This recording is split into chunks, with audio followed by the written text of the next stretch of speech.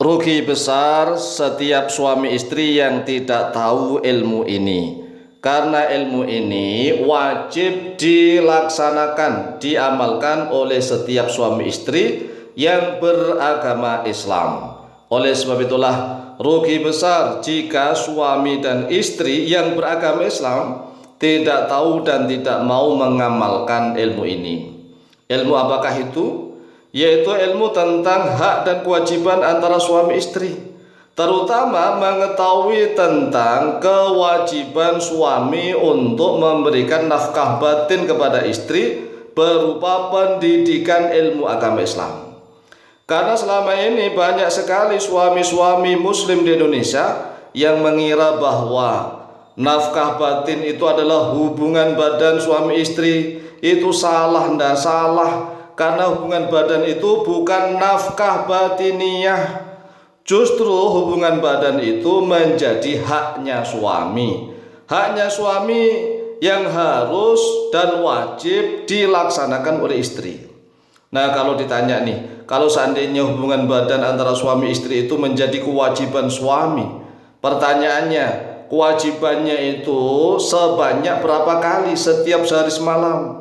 Apakah kewajibannya itu 17 kali seperti sholat kan 17 rakaat sehari semalam? Apakah hubungan badan suami istri itu kewajibannya bagi setiap suami misalnya 5 kali sehari semalam misalnya? Nah, kasihan yang sudah tua-tua nggak kuat. Ataukah misalnya wajibnya itu seminggu sekali, atau sebulan sekali, atau setahun sekali, atau bahkan setiap hari 5 kali? Nah, ini kan nggak jelas. Yang namanya kewajiban kok nggak jelas. Oleh sebab itulah dipahami bahwa hubungan suami istri itu justru menjadi haknya suami. Yang namanya haknya suami maka wajib diberikan oleh istri. Berarti bagi istri hukumnya wajib, iya. Istri itu hukumnya wajib melayani suami. Jadi hubungan badan suami istri itu kewajibannya terletak kepada permintaan suami. Tatkala suami minta, walaupun toh itu tengah malam atau siang hari, pagi hari, maka wajib bagi istri memberikannya, asalkan istri dalam keadaan tidak haid, tidak nifas, tidak sakit berat. Kalau hanya sekedar malas-malas sedikit aja lah, kan istri bisa sambil merem-merem ngantuk-ngantuk ya nggak apa-apa, kan jadi. Yang penting suaminya itu anunya kan berdiri tegak, kan begitu. Jadi, tapi istri itu nggak boleh menolak. Hukumnya dosa besar dan akan dilaknat oleh Allah dan juga dilaknat oleh para malaikat. Karena memang hukumnya wajib bagi setiap istri untuk melayani suami. Nah, berbeda dengan suami. Suami misalnya nih diminta oleh istrinya. Istrinya yang mau minta sampai kebelet, ya mepet-mepet sampai macam-macam lah. Tetapi kalau misalnya suaminya itu nggak berdiri dan nggak serk lah, ya tetap suami nggak berdosa. Karena suami itu ya membutuhkan tegak berdirinya itu. Lah kalau misalnya istrinya kepingin, walaupun kepingin macam-macam, tetapi suaminya itu nggak bisa tegak berdiri, lalu bagaimana bisa? Ya kan sulit. Oleh sebab itulah perlu dipahami bahwa kewajiban suami itu mendidik istri dan anak-anaknya, mendidik ilmu agama Islam.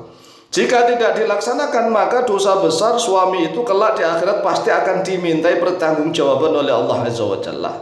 Dan istri harus paham bahwa melayani suaminya di ranjang itu adalah kewajiban istri yang harus dilaksanakan.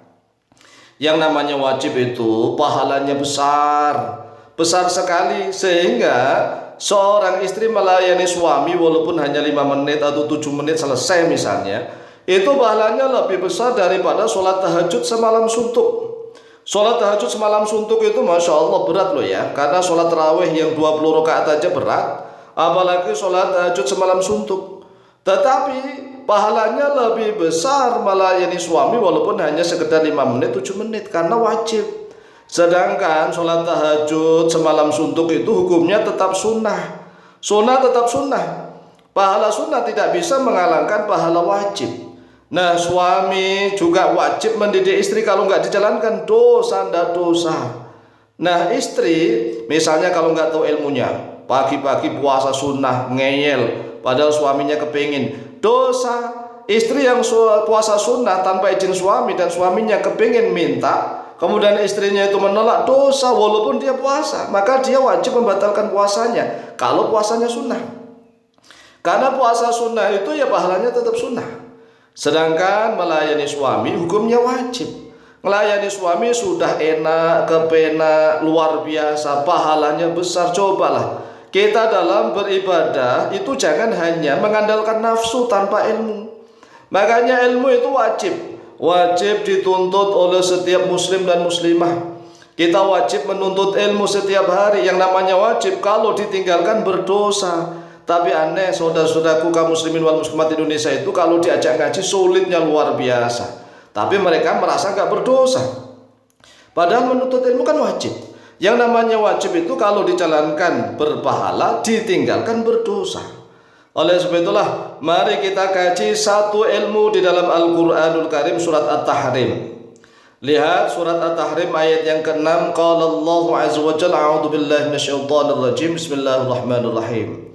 Ya ayyuhalladzina amanu qu anfusakum wa ahlikum nara wa qutuhan nas wal hijarah, yang artinya, wahai orang-orang yang beriman, jagalah diri kalian dan keluarga kalian dari api neraka.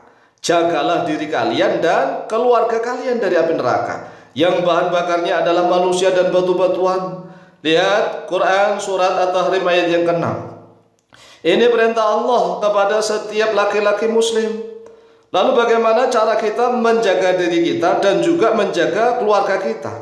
Keluarga kita adalah istri dan anak-anak kita.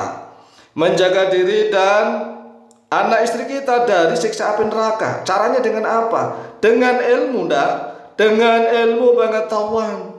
Didiklah istri dan anak-anaknya dengan ilmu agama Islam. Jika tidak mau mendidik istri dan anak-anaknya, maka dosa besar. Inilah kewajiban bagi setiap suami memberikan nafkah batin kepada anak dan istrinya. Jadi kepada anak dan istrinya, bukan hanya kepada anak-anaknya doang, tetapi istri juga wajib. Bukan hanya kepada istri doang, anak juga wajib. Oleh sebab itulah dipahami bahwa nafkah batin untuk istri itu bukan hubungan ranjang.